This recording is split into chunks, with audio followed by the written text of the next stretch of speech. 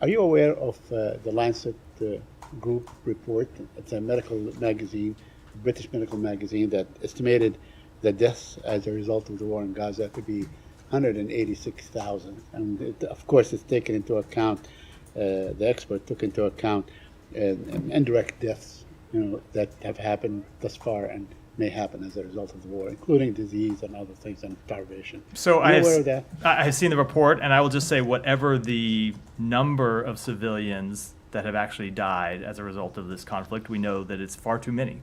Yeah. And far too many civilians have been needlessly killed as a result of this conflict. And that is why we are working so hard, including negotiations that are going on this week, to try to reach a ceasefire that would alleviate the suffering in Gaza, that would bring home the hostages that continue to be held, and ultimately put us on a path to hopefully ending the war. So are you concerned that, the figures could be far more staggering than what we've seen published by, let's say, the Ministry of Health in Gaza? I mean, I remember early on, the Assistant Secretary of State, Barbara Lee, told I guess one of the committees on Capitol Hill that the deaths may actually be more than what the ministry, the health ministry, Hamas is saying. Sure. The death toll could very well be more. We know there are potentially people who are under rubble who have not been counted. But it goes to the point I was making. Whatever the number is, the reported number already is far too high. The reported number already is unacceptable. The number of civilian deaths. So, of course, something higher than that would just be further tragedy. But we long ago passed the stage where this has been a horrific human tragedy for some time. You're smirking. Go ahead with another question. Yeah. Please, Absolutely not. I'm not even going to entertain that. I'm not even going to entertain that. Saeed, go ahead with another question. Thank you. It's ridiculous. I wanted to ask you about the status of the talks. I know yesterday you said, and Kirby at the White House, your colleague at the White House said that that you are a bit optimistic, although there are gaps.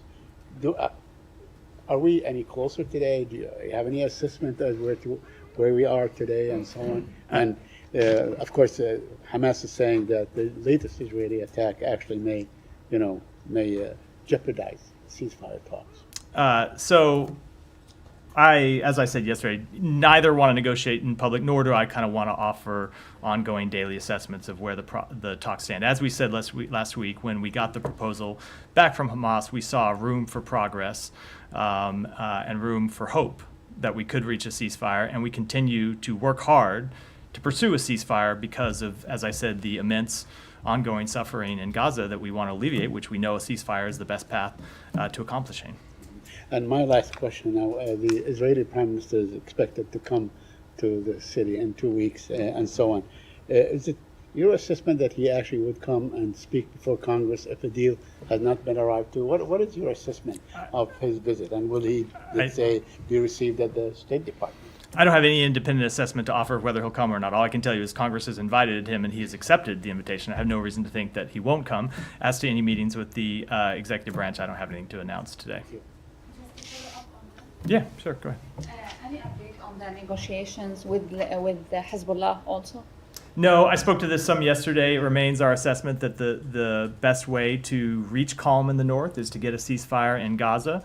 It's not to say it's the only way. We continue to pursue diplomacy to resolve the conflict in northern Israel and southern Lebanon and to try to de-escalate the conflict and keep tensions from rising further.